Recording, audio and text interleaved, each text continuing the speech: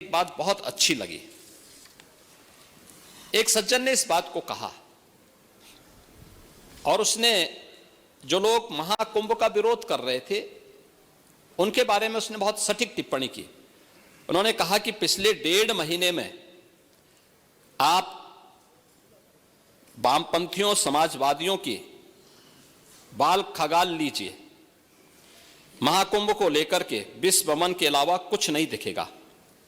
गंदगी, अव्यवस्था, पर्यटकों की परेशानी के अलावा इनकी बजबजाती वाल पर दूसरी कुछ भी नहीं मिलेगा। लेकिन इन सब से इतर धरातल पर इनकी बजबजाती विचारधारा का कोई असर नहीं है।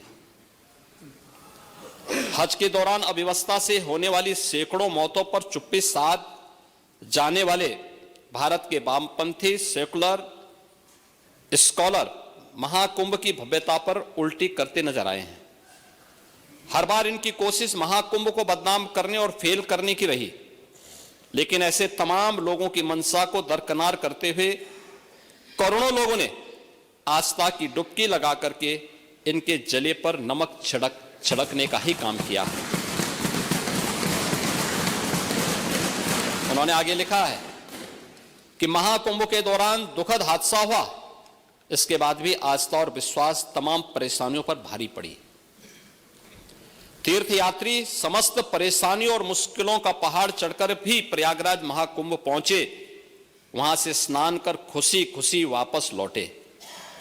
रिश्तों के जटिल समीकरण का परिभाषा गढ़ता महाकुंभ अब समारोह की ओर है, लेकिन यहां से निकला संदेश हर सनातन के मन में अमिट छाप छोड़ गया है, जो वर्षों तक लोगों की बदकही और कहानियों में जीवंत रहेगा। हर तरफ अपनी मां और बुजुर्गों को महाकुंभ में अनाथ छोड़ देने वाले बेटे रहे हों, तो दूसरी तरफ अपनी सास को पीठ पर उठाकर कुंभ स्नान कराने वाली बहू भी रही है। लेकिन सनातन विरोधियों को नजर केवल गंदगी पर पड़ी। मैं अध्यक्ष महोदय वह चित्र लेके आया हूं। ये देखिए, एक बहू है अपने सास को पीठ पर लाद करके जा रही है महाकुंभ स्नान करने के लिए।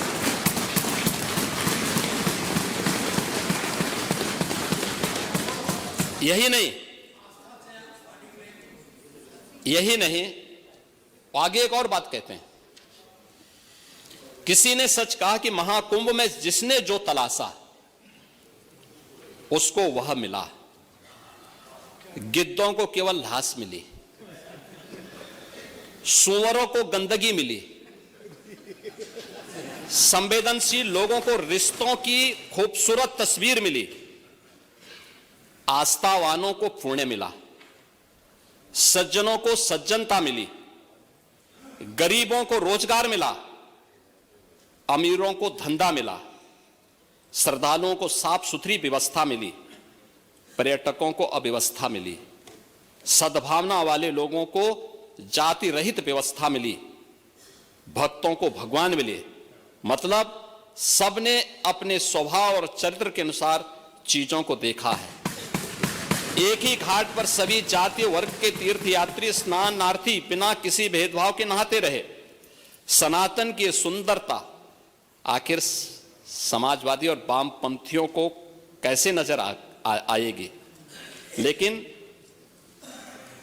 इनके द्वारा लगातार किए जाने वाले प्रश्न इनकी नियत को ही संदेह के दायरे में खड़ी करती है।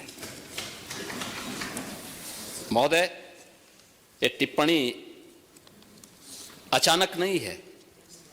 ये टिप्पणी भारत की टिप्पणी है, भारत की भावनाओं की टिप्पणी है।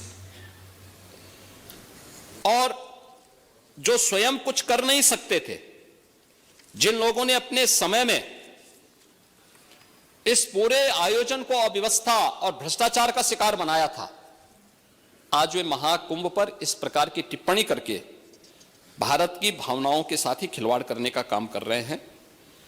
और मैं तो केवल इस बारे में एक बात कहना चाहूंगा कि महाकुंभ ने पूरी दुनिया को भारत की सनातन एकता का संदेश देकर के एक भारत श्रेष्ठ भारत के प्रधानमंत्री मोदी जी के विजन को ही चरितार्थ करके दिखा दिया है।